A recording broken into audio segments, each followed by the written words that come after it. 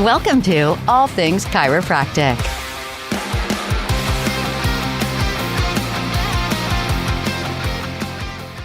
Welcome to another episode of All Things Chiropractic. I'm Paul Andrews. I'm Dr. Mark Davini. Welcome all. Okay, we're going to dig in today to a topic that I think you'll all enjoy. Why? Because it's about increasing your staff's productivity. Exactly. To quote an old saying, the teamwork makes the dream work. Yes, and that's the truth. It's so true. It's Takes a village. oldie but Takes a goodie. village. That's right. Oh, oldie but goodie. Let's just go that way. So when I hear this, I think, well, if I increase productivity, that's got to increase revenue, doesn't it? Exactly. And in this day and age, you put so much of your financial investment into your staff. It's important to make sure that there is a return on that investment. Right. But when we're talking about this, let's first establish what are going to be your clear goals and expectations. And the title of our podcast episode is productivity, not income, because one would assume it begets the other, but let's focus in on the productivity and have the revenue come up in the, behind it. It should be a byproduct of their increased productivity. So when we're talking about clear goals and expectations, is that just for the doctor or is that for everybody? It should be an office concept, right? It's everybody. It's the office goals, the office expectations. Everybody has a job to do, and everybody should have a clearly defined job to do. And all those jobs should be cogs in the wheel, to make sure that everything just turns the way it's supposed to turn. And by doing so smoothly and efficiently and all of those things we're going to talk about, it becomes better. It reminds me of for years, probably when maybe not when I first started the billing company, but shortly thereafter, I've had this mantra. I put it on posters in the office. It was detail, efficiency, speed. And when I brought on a new staff person, I gave him this concept. I said, I never want you to sacrifice detail for efficiency or speed. Get the detail first, then work on your efficiency, and the speed will come. Exactly. Learn it the right way. Yeah. And then move on. So when it comes to productivity, I think of it this way, because I'm not the clinician. I'm the chiropractic assistant, right? If my doctor came to me and was talking about making these goals and expectations, wouldn't it be fun? This is crazy me. Wouldn't it be fun if the doctor allowed me some input on what that productivity goal means, whether it's something we're currently doing, or maybe the doctor's giving me an input on adding something new. Exactly. That would be fun. Want them to participate in the business. Again, we always talk about separating the business from the practice of chiropractic. And staff obviously is involved in both, but they very readily embrace the practice side of things. They like talking with the patients. They like getting them in or whatever. They like seeing them and interacting with them. But they also have to be made to understand that it's also a business and that there are certain things that need to be completed, need to be done in an efficient way, or need to be done in an effective way in order for the business to continue. When we do our online or in-person training of chiropractic assistants, the clinical training of chiropractic assistants to prepare them for the CCCA nationally or just in the office to document their training, oftentimes, tell me if I'm wrong, Doc, but we'll be going through a certain clinical procedure and they're like, well, we don't do this in our office, right? Yeah. We don't do this, whether it's intersegmental traction or posture analysis or unattended stim, whatever. Right. But my answer to them is, well, wouldn't it be cool if you brought this back to your doctor to say, look what I've learned. What do you think? I now understand it. I can assist with it. I'm even told it helps the patients. You're the doctor. I won't tell you, but I'm told in this class that there is certain value to it, both for the patient and for the practice. And I can do it. I can help. And And I can be part of it. oftentimes they like some of these new things that they haven't been exposed to. And guess what, docs? Now they're professionals in a career, not just people in a job at your front desk. Now they also have an investment in your practice. It's It flips the other way now. It's an emotional buy-in, as it were, right? Exactly. Because one way or another, you have to try and get your staff to be engaged in your practice. So if you're looking for someone to just perform certain functions, duties, so to speak, and you don't care how those duties are performed, I don't imagine how that would even fit in a chiropractic practice. But, if that's what you're hoping for, then what you do is you neglect your staff. You don't give them any goals. You don't give them any incentive emotionally or otherwise. You don't make them feel like they're part of the team. You don't do all those things we're going to mention here. Yeah, they'll do just that. They'll do the crappy job that you expect them to do. But if you want them to do a better job, you have to embrace your staff. That doesn't mean relinquish responsibility to them that you don't know. Ultimately, you are chief cook and bottle washer here, and it's your practice, and there's no way that you should ever blame a staff member for something going wrong in your practice. Because if a staff member does something that's not correct in your office, there's a very, very good chance they either didn't know they were doing it incorrectly or they weren't trained well enough to avoid that scenario. So when you're thinking about these goals, let's turn up the New England accent for a second. You want to set SMAT goals. What's a SMAT? SMAT. I know what SMART is. I don't know what SMART is. Smart. All right. I will date myself, but back when they had Get Smart as a TV show, and the character, the evil guy was the Claw. And he had an accent, and he'd go, not claw, claw. Well, that's what I get all the time. Yeah. It's not Mark, it's Mark. Mac. So that's actually an acronym. If people could understand the New England accent, SMART goals, right? What does that mean? SMART. Well, I can get to the specific and the measurable and the achievable, but I don't have an R in my spot. Relevant? Relevant. There we go. So all you people outside of Massachusetts, there's actually an R in that word. Yeah. And then timed bound. Right. We need an H for the New England SMAT, right? Instead of an R. We need an H in there for helpful. How's that, huh? Yeah, there you go. In New England, it's called helpful. But, when you're setting these goals, like the old saying is, a goal without a plan is just a wish.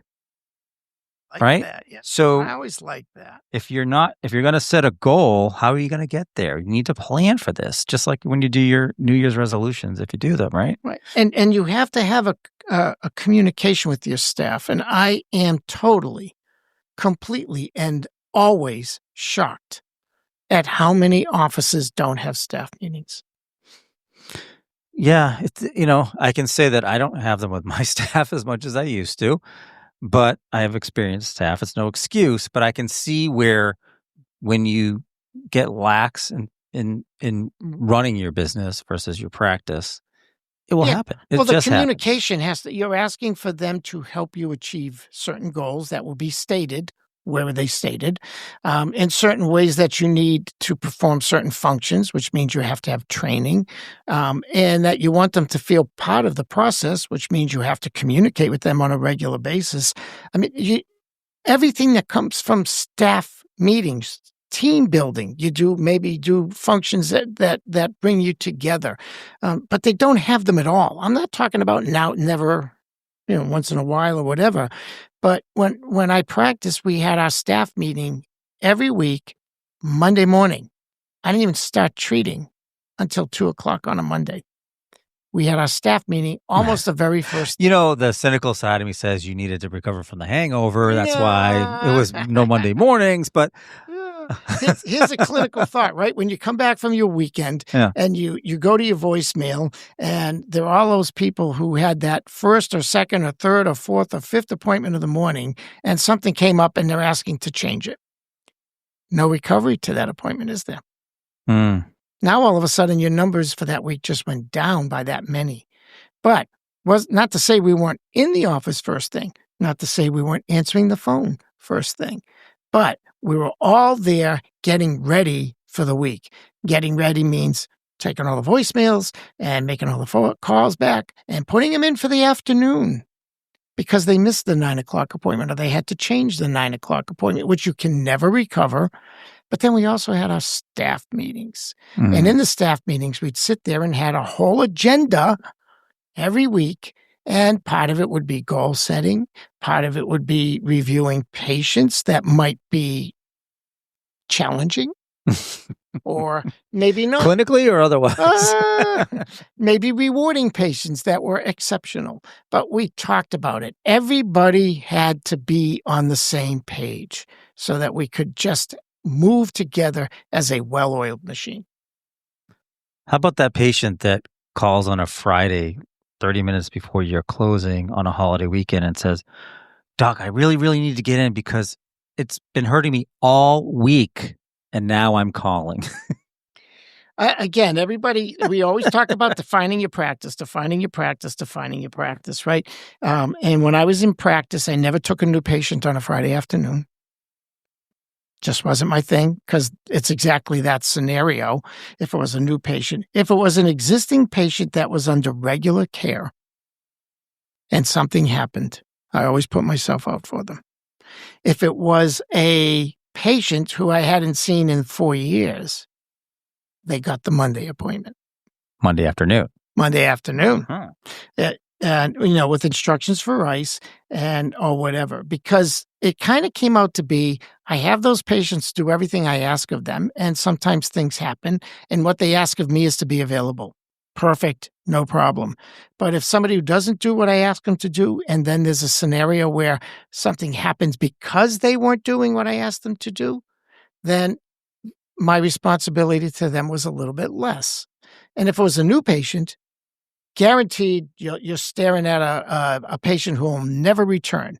Because if you bring them in, you go through, especially the ones that you might even go on the weekends for, and you do everything, you treat them, and chiropractic works, and they feel better, and they don't come back. It was just bad management. And to me, I would rather have the patient understand who and what I am and what I do. And that goes back to staff, because I'm the one with them the least, right? Probably. Yeah. Maybe not that when first all is visit, said and but yeah. done, so if somebody's going to understand who and what I am and what I do, it's going to require the staff to understand who I am, what I am, and what I do. Okay, so goals have been set, let's say, and again, it could be In a you as staff meeting. Yeah. But I mean, you as a doctor in your office have to decide on this productivity increase. Maybe it's first analyzing where you feel there could be improvement. Maybe it's on your current procedures. Maybe not enough money's coming in through the front desk, or maybe the insurance accounts receivable has been lacking, or patient statements haven't gone out regularly, or you want to add something new. Whatever it is, it's up to you. Whatever goals you decide to make and plan to reach those goals, you should have some way of measuring how that plan and those goals are going along the way. Oh, statistics are critical. You need to know your practice. And again, I am surprised at how many people don't even know their accounts receivable. They don't know how many patients they see on an average. They don't know their average patient cost. They don't know their average patient profit. They don't, based on volume and capacity, because they don't even know their capacity. It's a happening. I had a friend that always said, is your practice just a happening?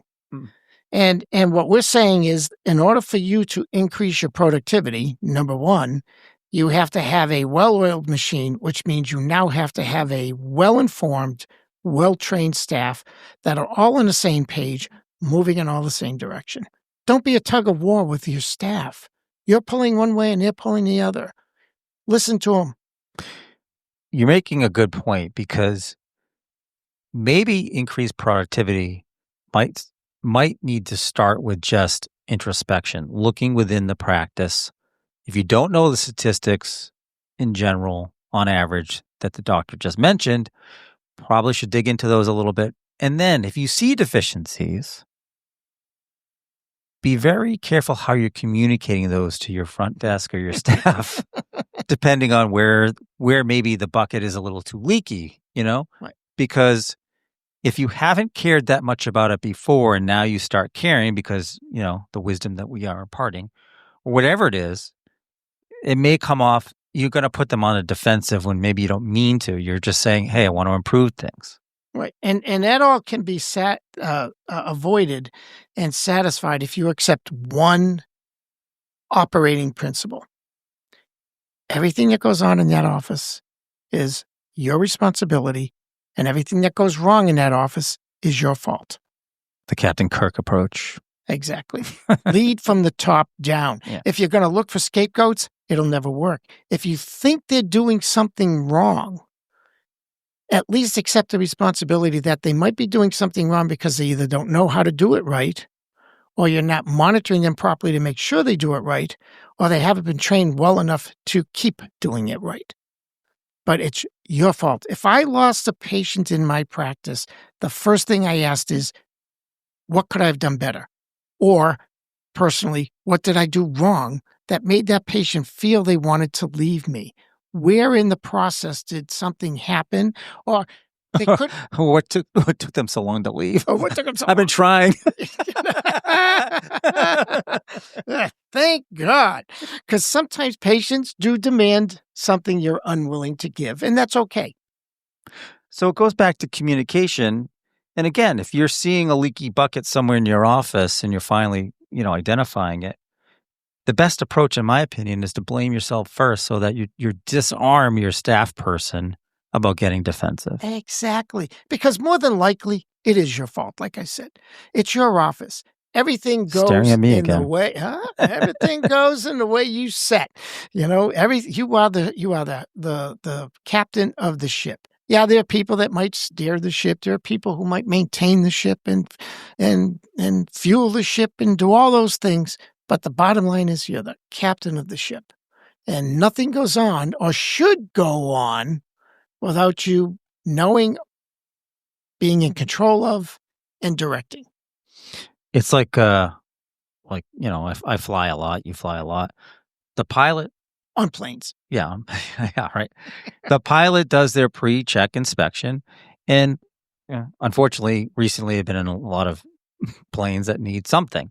But the pilot may not know exactly, I wouldn't say even how to fix it. They're not going to fix it. But they know it needs to be fixed. They know it's wrong. And the pilot will review and inspect the maintenance person's work to know that it's been done right. And it doesn't matter what it is. The pilot knows. Takes the responsibility. They're familiar enough to know whatever the issue is. So when we're talking about these like open door policies, you want to encourage your staff to be able to give you transparent feedback, even if it's about you. I remember going into an office and inspecting it, and I've mentioned this before, where a patient, I'm standing there observing, and one of the patients comes to the front desk, and it's a multiple doctor office. And the patient says, well, I want to schedule my wife with, for an appointment. Which doctor should I pick for my wife? And the staff member said, I don't know. I haven't had either. Is that a big gap in what should not have ever happened? Take that look off your face. The reason I'm take that look off your face. The reason I'm laughing is because my brain. What if the CA said, "Well, go with Doctor B because he's less handsy." Yeah. Isn't that awful? Well, that's what and again, poor languaging, poor training. Yeah. Does the doctor even know that's going on? Because a lot of times it just happens. It's like David Singer used to always tell the story about the one staff member who was the front desk who would, collect the copays. Yeah. And the patient walked up and he said, I'm listening, my staff, because I'm always monitoring my staff, he would say. And all of a sudden I hear the patient walk up to the front desk and she goes, you got any money? He said, no, she was so sincere with it that it actually worked for her. But can you imagine walking up to someone and they go, you got any money?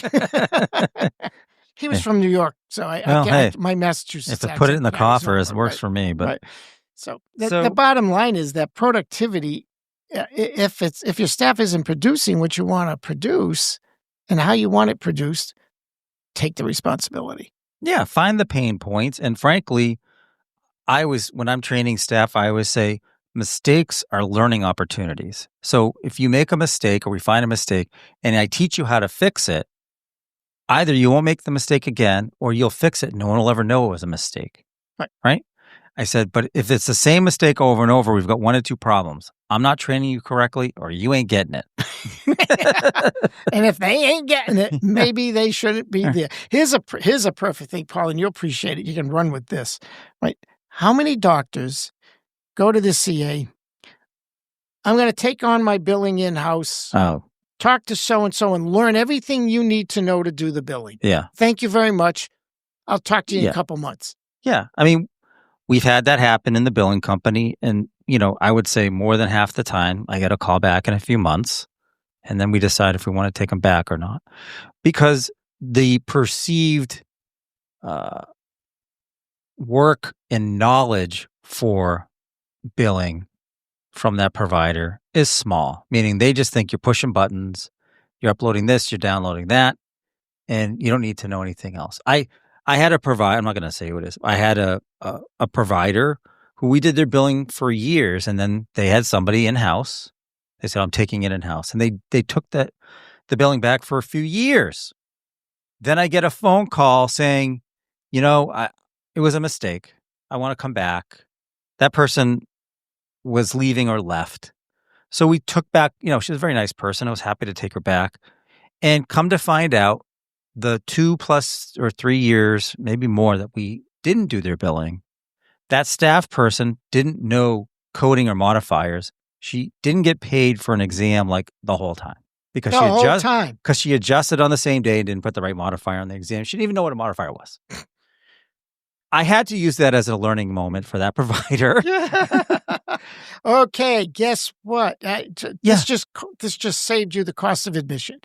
Right. Right. I mean, and so from someone with experience, it was very basic. Someone without experience, it was very advanced. Didn't know it. So when we're talking about increasing productivity, make sure, I would say, if you're bringing something in that's new or unfamiliar, learn it, understand it, make sure your staff understands it. Oh, they're going to love this one. And you'll appreciate it because you're going to tell it. So we're doing an inspection in the office. Mm-hmm. So I'm over there with the documentation and some of the compliance aspects, and you're doing the compliance and the billing and coding. Mm-hmm. You're sitting here with a person that's been in this business for many, many years. Oh, if I know where you're going with this, right? So take it away. Yeah, Paul. right. Not only in chiropractic was fairly new, but billing for decades in different specialties, right? You're talking about the site location one? Mm-hmm. Yeah. And this office had 2 locations, and nary a way to bill the second location at all or report it. So they were good size practice in both locations. Not once ever did a claim go out indicating where the service was rendered at that second location. Not once. Now you say to yourself, well, they're getting paid. Who cares? Well, first of all, if it's Medicare, you may have missed an opportunity for better reimbursement if they're outside the geographical area of the first office. And 2, what about that thing called compliance? And 3, what about fraud? Fraud. Oh, yeah. Now, here's even a better part, right? You're talking to this person who's been doing this for decades, right? Complaining about a certain aspect of the program. Oh, and as a clearinghouse I've never used, but let's go in. Boom. Well, the EHR I have used, so it was fun to give her tips.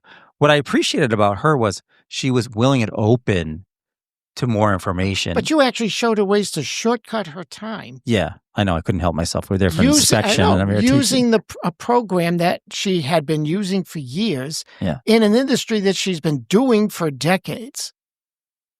Basically, what we're saying is she wasn't even up on her own program because somewhere, somehow, in a galaxy far, far away, somebody said, just press this button to do this thing. Right. and never once thought about looking to ways to make that more efficient and streamline it so that she could be more productive in getting her bills out in a more timely fashion so that the doctor can get paid. And Unfortunately, I never understood this. I never understood this, that so many staff people, they're taught a certain way and they do 1 through 10 and never understand why they're doing 1 through 10. Because if they did, like when I was first taught on a DOS system, I was told never to put, it was either true or false in box 10, which was auto, workers' comp, or slip and fall. I was told 100% of the time, never change it from false to true. And I said, well, what if they're in an auto accident? Never change it from false to true. I was brand new and I'm asking the question, and it didn't take long for then a carrier to say, well, you sent in this claim, but it's not related to the workers' comp because you didn't check off the workers' comp. And I'm like, that would be changing it from false to true. But I was told not to do that from someone who had 20-something years experience. And I'm like, why are people not asking the question of why am I doing 1 through 10, not what is 1 through 10? Because then you can, as you say, try to look for efficiencies and better ways of doing things. Right. So you have to help your staff become productive. That's not something that just happens. There are self-motivators for sure. But generally speaking, you have to bring these people from the mindset that this is just a job for a paycheck to it's a career and a life's goal and a life's ability, a life's talent, a life's skill they can develop. And if you're not doing that with your staff, then you can't be disappointed if they're not producing what you want to produce. And just like you aren't for every patient, every patient is not for you, every staff person isn't positioned to be in particular roles. Maybe it's time to take a look at what kind of staff person is that? Are they better served in a different role in the office? Yeah. Again, one of the things I am shocked that never happens, I say, do you do at least annual reviews on your staff's performance? No. So how would you expect them to know? I do it every day when I don't yell at them. What are you talking about? How are they supposed to know if they're not satisfying you? You just withhold a raise, and then that starts the whole rumor mill of what's going on. I said, you need to make sure you're in communication with your staff, number one, as a staff, and then as your staff person, as an individual. So if you're not doing reviews, that's also a big flaw. I can say that in general, a lot of the research out there when it asks about, employee satisfaction in different types of jobs is the lack of supervisor feedback is always at the top of the list. I didn't know they were unhappy with me. Or I didn't know what would make them happy or satisfied with my performance. Right, because they never told me what I needed to do, what I needed to learn, how to change it, whatever. And be careful of this because this happens all the time in the billing company. When providers are slow, they'll call. What's going on? My AR, blah, blah, blah. When times are good, the phone don't ring. And I say to my staff, the patient account managers, I'm like, don't take it personal. That is your client satisfaction feedback is when they're not complaining about something, because they're not, this is human nature. They're not going to do it. They're not going to say, hey, I had a great collection week. Thanks so much. Yeah, exactly. So if you did annual reviews, it Actually, gives you I'll that say, opportunity to pat them on the back, as well as say, this would be a nice area to work on so that we can improve our productivity. We do have a few billing clients that do show gratitude in general ways or other. But that's another big thing is being grateful and have gratitude for your staff and what they do for you. Even if we want to improve them, start off with the gratitude of what they've been doing for you and move forward from there. Exactly. So just in kind of a summary, clear goals and expectations, effective communication, make sure they have skills that you can develop through training. Optimize and process your processes and tools. And what we mean by that is, do they know the program? Like the example we just gave. positive work environment, instead of you walking in there going, oh, geez, can we just get that last patient out so I can go home? Or you're running out the door before they do. Every time. You're showing up late after they do. Every time. You have to lead by example. That is so true. And I think about it in my own life, and I'm like, am I leading by example? I try to lead by example. I certainly do, and give those positive feedback and, empower them to feel like they have control over what and how they do within the parameters of getting the job done as well as they can, right? Exactly. Give them some room. Yeah. Give them some room, not only to grow, but to stumble, and you pick them up and bring them forward. Be clear about what you expect from them and give them an opportunity to be clear about what they expect from you. Yeah, it's an investment both in time. There's an emotional investment for sure. There's a financial investment. But, I'm like analyzing what we just talked about and going, did we really hit the nail on increasing staff productivity? Because I feel like we digressed a little bit. But I think those digressions were playing into to the whole point that if you're focusing on increasing your revenue, you're missing the point, I think. Increasing staff productivity, it's like my mantra, work on the detail, which will lead into the efficiency, which will lead into the speed. Exactly. Teamwork makes the dream work. But if your dream is one thing and their dream is something else, you're in a tug of war. One's pulling in one direction, the other's pulling in the other direction. And a lot of times we feel, because we've seen it so many times and you've experienced it personally, that being a staff member in a small office is a very difficult position because you have so many different hats.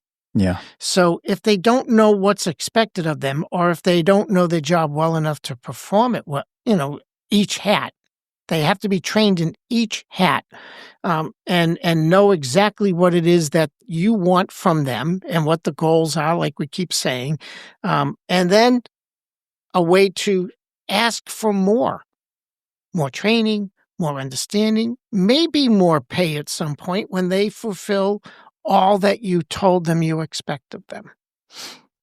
But yes, I mean, compensation with respect to pay is something that you should reward your staff with, but they're not just looking for that. They want that validation. They want that positive reinforcement. They want to know that they're meeting or exceeding expectations and that you are thankful. Right. That they're there. We have a CA course. You mentioned it at one point. We have a CA course where it trains them on how to do certain aspects of being a clinical CA.